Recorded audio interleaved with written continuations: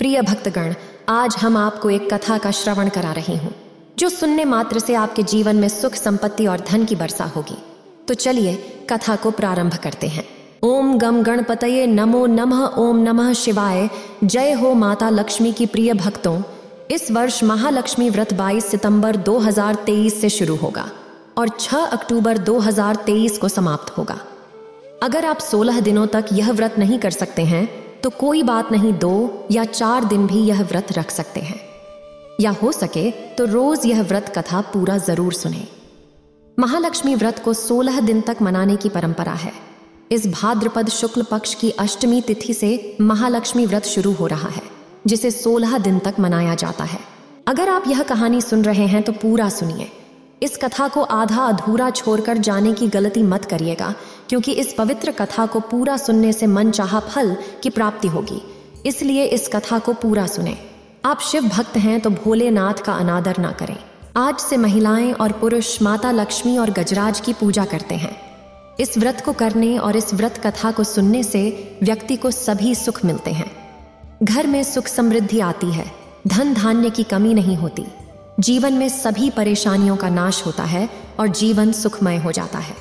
ओम नमः शिवाय। महाभारत काल में श्री वेद व्यास जी हस्तिनापुर पहुंचे। महाराज धृतराष्ट्र ने उनका स्वागत किया और उन्हें राजमहल में लेकर गए। उन्होंने श्री वेद व्यास जी को सोने के सिंहासन पर बैठाया और उनके चरणों को धोकर अच्छे से साफ कर उनका पूजन किया। श्री वेद व्यास जी से माता कुंती और गांधारी ने मिलकर पूछा, हे प्रभु मुनि, आप त्रिकालदर्शी हैं, इसलिए हम आपसे विनम्रता से यह प्रार्थना करते हैं कि आप हमें एक सरल व्रत और पूजा का मार्गदर्शन दें, जिससे हमारे राज्य में लक्ष्मी, सुख, संपत्ति, पुत्र, पौत्र और परिवार में सब सुखी से रहें। इसे सुनकर श्री वेद व्यास जी ने कहा, हम एक ऐसे व्रत का पूजन और विवरण करते हैं जिससे लक्ष्मी जी सदा आपके पास वास करें और सुख समृद्धि का वृद्धि हो। यह एक श्री लक्ष्मी जी का व्रत है जो प्रतिवर्ष अश्विनी कृष्णाष्टमी को विधिवत रूप से मनाया जाता है। इस दिन स्नान करके 16 सूत के धागों से बनाई गई डोर का निर्माण करें और उसमें 16 गांठ बांधें। फिर हल्दी से उसको पीला रंग करें और प्रतिदिन 16 दूब और 16 गेहूं के डोरे बनाएं। अश्विनी कृष्ण अष्टमी के दिन उपवास करके मिट्टी के हाथी पर श्री महालक्ष्मी जी की मूर्ति स्थापित करें और सही तरीके से उनका पूजन करें। इस तरह श्रद्धा भक्ति के साथ माता लक्ष्मी का व्रत पूजन करने से आप लोगों की धन और समृद्धि में सदैव वृद्धि होगी। इसी तरह व्रत करने का तरीका बताने के बाद श्री वेद व्यास जी अपने आश्रम चले गए। इस बीच भाद्रपद शुक्ल अष्टमी के दिन से गांधारी और कुंती ने अपने महलों में व्रत का आरंभ किया और व्रत के बीते 15 दिन हो गए। 16वें दिन अश्विनी कृष्ण अष्टमी के दिन गांधारी ने अपने महल में नगर की सभी महिलाओं को पूजन के लिए बुलवाया। माता कुंती के यहाँ कोई महिला पूजन के लिए नहीं गई और इसके साथ ही गांधारी ने माता कुंती को भी नहीं बुलाया। ऐसा करने से माता कुंती ने अपना बड़ा अपमान माना। उन्होंने पूजन की कोई तैयारी नहीं की। जब 5 पांडव युधिष्ठिर, अर्जुन, भीम, नकुल और सहदेव महल में आए तो कुंती को उदास देखकर पूछा, हे माता, आप इस प्रकार उदास क्यों हैं? आपने पूजन की तैयारी क्यों नहीं की? तब माता कुंती ने कहा, हे पुत्र, आज महालक्ष्मी जी के व्रत का उत्सव गंधारी के महल में मनाया जा रहा है। उन्होंने नगर की समस्त महिलाओं को बुला लिया और उनके 100 पुत्रों ने मिट्टी का एक विशाल हाथी बनाया, जिसके कारण सभी महिलाएं उस बड़े हाथी का पूजन करने के लिए गांधारी के यहाँ चली गई, लेकिन वे मेरे यहाँ नहीं आई। यह सुनकर अर्जुन ने कहा, हे माता, आप पूजन की तैयारी करें, और नगर में बुलावा भेज दिया। हमारे यहाँ स्वर्ग से आए ऐरावत हाथी की पूजा होगी। यहीं पर माता कुंती ने नगर में भरपूर सजावट धूमधाम करवाया और पूजा की तैयारी शुरू हो गई। वहीं अर्जुन ने बाण के माध्यम से स्वर्ग से ऐरावत हाथी को बुला लिया। नगर के सभी लोगों ने सुना कि कुंती के महल में स्वर्ग से आया इंद्र का ऐरावत हाथी पूजा के लिए पृथ्वी पर आएगा। तब सभी ने उसकी ये खबर प्राप्त की। वहीं गांधारी के महल में भी हलचल हो गई। सभी महिलाएं अपनी थालियां लेकर कुंती के महल की ओर बढ़ीं। देखते ही देखते कुंती के महल में भरपूर सजावट हो गई। माता कुंती ने ऐरावत को खड़ा करने के लिए विभिन्न रंगों के चौपटे चादरों को बिछाया था। नगरवासी ने स्वागत की तैयारी की थी, जिसमें फूल माला, अबीर और गुलाल से सजा हुआ था और सभी लोग खड़े थे। जब स्वर्ग से ऐरावत हाथी पृथ्वी पर उतरने लगा तो उसके आभूषणों की ध्वनि गूंजने लगी। अब तो सारे नगरवासी ऐरावत के दर्शन होते ही जय जयकार करके नारे लगाने लगे। सायंकाल के समय इंद्र का भेजा हुआ हाथी ऐरावत माता कुंती के भवन के चौक में उतर गया। तब सब नर नारी ने पुष्पमाला, अबीर, गुलाल, केसर आदि सुगंधित पदार्थ चढ़ाकर उनका स्वागत किया। राजपुरोहित द्वारा ऐरावत पर महालक्ष्मी जी की मूर्ति स्थापित करके वेद मंत्रोच्चारण द्वारा पूजा किया गया। नगरवासियों ने भी महालक्ष्मी पूजन किया। फिर अनेक प्रकार के पकवान लेकर ऐरावत को खिलाएं और जमुना का जल उसे पिलाया गया। फिर राजपुरोहित द्वारा स्वस्तिक वचन करके महिलाओं द्वारा महालक्ष्मी का पूजन कराया गया। 16 गांठों वाला डोरी लक्ष्मी जी को चढ़ा करें अपने हाथों में बांध लिया गया। ब्राह्मणों को खाना खिलाया गया। स्वर्ण आभूषण, वस्त्र और अन्य दान दिया गया। फिर महिलाएं मिलकर मधुर संगीत के साथ भजन किया और संपूर्ण रात्रि को महालक्ष्मी व्रत किया। अगले दिन सुबह राजपुरोहित ने वेद मंत्रों के साथ महालक्ष्मी जी की मूर्ति का जलाशय में विसर्जन किया। फिर ऐरावत को विदा किया। इंद्रलोक को भेजा गया। इस प्रकार स्त्रियां श्री महालक्ष्मी जी का व्रत और पूजन करती हैं तो उनके घर में धन का पूर्णावास होता है और महालक्ष्मी जी हमेशा वहीं निवास करती हैं। प्रिय भक्तगण, पूजा करते समय यह मंत्र जरूर बोलें। जय महालक्ष्मी नमस्तुभ्यम, जय सुरेश्वरी हरि प्रिया नमस्तुभ्यम, जय दयानिधे नमस्तुभ्यम, जय माता लक्ष्मी, जय श्री हरि, ओम नमः शिवाय। प्रिय भक्तगणों, अब हम सुनेंगे पुराने समय की एक कहानी। एक बार की बात है, एक गांव में एक गरीब ब्राह्मण रहता था। वह ब्राह्मण नियमित रूप से भगवान श्री विष्णु की पूजा करता था। उसकी पूजा और भक्ति से भगवान विष्णु खुश हो गए और उन्होंने उस ब्राह्मण से अपनी मनोकामना पूरी करने के लिए कहा। ब्राह्मण के मन में यह इच्छा थी कि लक्ष्मी जी उनके घर में वास करें। इसे सुनकर विष्णु जी ने लक्ष्मी जी को ब्राह्मण के पास भेजने का तरीका बता दिया कि मंदिर के सामने एक स्त्री आती है जो यहाँ आकर उपले पाठती है। तुम उसे अपने घर आने का आमंत्रण देना। वह स्त्री ही देवी लक्ष्मी है। देवी लक्ष्मी जी के तुम्हारे घर आने के बाद तुम्हारा घर धन और धान्य से भर जाएगा। यह कहकर श्री हरि विष्णु वहां से चले गए। अगले सुबह वह ब्राह्मण प्रातःकाल ही मंदिर के सामने बैठ गया। लक्ष्मी जी उपले पाठने के लिए आई तो ब्राह्मण ने उनसे अपने घर आने का निवेदन किया। ब्राह्मण की बात सुनकर लक्ष्मी जी समझ गई कि यह सब विष्णु जी के कहने से हुआ है। लक्ष्मी जी ने ब्राह्मण से कहा कि तुम महालक्ष्मी व्रत करो। 16 दिनों तक व्रत करके और 16वें दिन रात्रि को चंद्रमा को अर्घ्य देने से तुम्हारा मनोरथ पूरा होगा। एक बार की बात है, ब्राह्मण ने देवी के कहे अनुसार व्रत और पूजा की और देवी को उत्तर दिशा की ओर मुंह करके पुकारा, माता लक्ष्मी, आप मेरे घर आइए। लक्ष्मी जी ने अपना वचन पूरा किया है। उसी तरह जैसे उन्होंने उस ब्राह्मण को दिया था, उसकी इच्छा को पूरा किया। इसी तरह इस कथा के सुनने वालों के मनोरथ भी पूरे होते हैं। ओम नमः शिवाय। जय श्री हरि, जय माता लक्ष्मी के प्रिय भक्तों, अब हम सुनेंगे महालक्ष्मी देवी की कथा महाभारत में।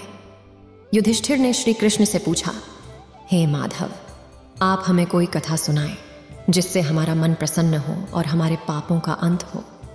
तब श्री कृष्ण ने कहा, राजन, सतयुग में जब दानव वृतासुर ने स्वर्ग पर कब्जा किया था तो देवराज इंद्र ने यही इच्छा देवर्षि नारद के सामने जताई थी। देवर्षि ने जो कथा देवराज को सुनाई वही मैं आपको सुनाता हूँ। इस कथा को सुनने से देवी लक्ष्मी प्रसन्न होती है और मनुष्य की सभी इच्छाओं की पूर्ति होती है। चनंदपुर नामक एक वैभवशाली राज्य था जहां राजा चंद्रसेन सिंह राज्य करते थे। कहा जाता है कि उनके नगर को स्वयं विश्वकर्मा ने बनाया था और उनके सामान कोई दूसरा नगर सारे विश्व में था ही नहीं। राजा चंद्रसेन की 2 रूपवती पत्नियां थीं, पानो देवी और सानो देवी। जहां पानो देवी को धर्म कर्म में पूर्ण विश्वास था, वहीं सानो देवी नास्तिक तो नहीं थी, किंतु उन्हें धर्म कर्म पूजा पाठ पर कुछ खास श्रद्धा नहीं थी। एक बार चंद्रसेन सिंह अपनी पत्नी सानो देवी के साथ अपने भवन के शिखर पर विचरण कर रहे थे। सहसा सानो देवी की नजर समुद्र के जल से घिरे एक छोटे से द्वीप पर पड़ी। उस रमणीक द्वीप को देखकर सानो देवी ने अपने पति से कहा कि उनकी इच्छा है कि उस द्वीप पर आप मेरे लिए एक अत्यंत सुंदर महल बनाइए। तब चंद्रसेन ने अपनी पत्नी से कहा, प्रिय, स्वर्ग के भवन को भी लज्जित कर दें। ऐसा ही रमणीय महल मैं तुम्हारे लिए उस द्वीप पर बनवाऊंगा। अपने वचन के अनुसार चंद्रसेन ने रानी सानो देवी के लिए एक अत्यंत मनोहारी महल का निर्माण करवाया। सानो देवी अब अपना अधिकांश समय उसी महल में बिताने लगी। एक दिन राजा और रानी अपने महल में बैठे थे कि सानो देवी के महल के सैनिकों ने बताया कि महल में एक विकराल शुएयर घुस आया है और वह पूरे महल का नाश कर रहा है। यही नहीं, उसने वहां के कई रक्षकों को मार गिराया है। यह सुनकर रानी सानो देवी दुख से विलाप करने लगी। यह देखकर राजा चंद्रसेन भी अत्यंत क्रोधित हुए। रानी सानो देवी ने उस शुएयर को मारने के लिए अपनी बहुत बड़ी सेना को उस महल में भेजी। इसके बाद राजा भी खुद अपने गज पर बैठकर उस महल में पहुंचे। वहां पहुंचकर उन्होंने उस शुएयर को उत्पात मचाते हुए देखा और तब उन्होंने अपनी सेना से कहा, इसको तत्काल मार डालो। अगर यह शुएयर किसी सैनिक के बगल से निकल जाएगा तो मैं उसका वध कर दूंगा। यह सब सुनकर वह शुएयर सभी सैनिकों को घायल करता हुआ राजा के पास से भाग गया। यह देखकर राजा बड़े ही लज्जित हुए। उन्होंने अकेले ही अपने हाथी पर बैठकर उस शुएयर का पीछा किया और एक घने वन में अंततः उस शुएयर को अपने बाणों से भेद दिया। जैसे ही शुएयर ने अपना प्राण त्यागा, वह एक दिव्य पुरुष में बदल गया। उसी समय स्वर्ग से एक दिव्य विमान आया और वह देव पुरुष उसी यान पर विराजमान हो गया। इस दृश्य को देखकर राजा चंद्रसेन ने आश्चर्य से उसका रहस्य पूछा। तब उस देव ने कहा, राजन, मैं एक पौरुष नामक गंधर्व हूं। एक बार मैं परमपिता ब्रह्मा के समक्ष गायन कर रहा था, किंतु मेरा मन एकाग्र नहीं था और इसी कारण मेरा स्वर बिगड़ गया। इससे रुष्ट होकर ब्रह्मदेव ने मुझे शुएयर योनि में जन्म लेने का श्राप दे दिया। आज आपने मुझे इस योनि से मुक्ति दिलाई है, इसीलिए आपका धन्यवाद। मैं आपको आशीर्वाद देता हूं कि भविष्य में आप महालक्ष्मी व्रत को पूर्ण करेंगे, जिसके प्रभाव से आपका नाम तीनों लोकों में होगा, साथ ही आपका सुख हर तरफ गूंजेगा। यह कहकर वह दिव्य रूपी पुरुष अपने दीप विमान में बैठकर स्वर्ग की ओर प्रस्थान कर गए। राजा को बड़ी प्यास लगी थी, क्योंकि उन्होंने बड़ी भाग दौड़ की थी, इसलिए प्यास और बरच गई। इसलिए वे मार्ग में एक सरोवर पर रुक गए। वहां उन्होंने देखा कि बहुत सारी स्त्रियां सरोवर के किनारे धार्मिक कार्यों में व्यस्त हैं। तब राजा ने पूछा कि आप लोग किस तरह की पूजा कर रहे हैं।